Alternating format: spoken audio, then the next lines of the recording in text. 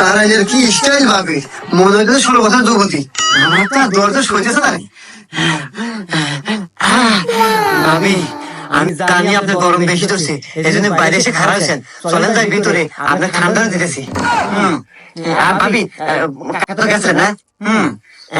ভাবি আচ্ছা ভাবি বলতেছেন আচ্ছা আপনার শরীরে তো হক তো কে এই যে আপনার কাকার তো বিয়ে হয় বুঝছেন, এই কামে কামে শরীর এত তো হক হয়ে গেছে। ভাবি আমার যদি আপনার বিয়ে হয়নি আপনার ডাইরেক্ট ফিরে চলে মানে ভাবি না আমার আর সহ্য হচ্ছে না, তাড়াতাড়ি ভিতরে চলেন ভাবি আসেন।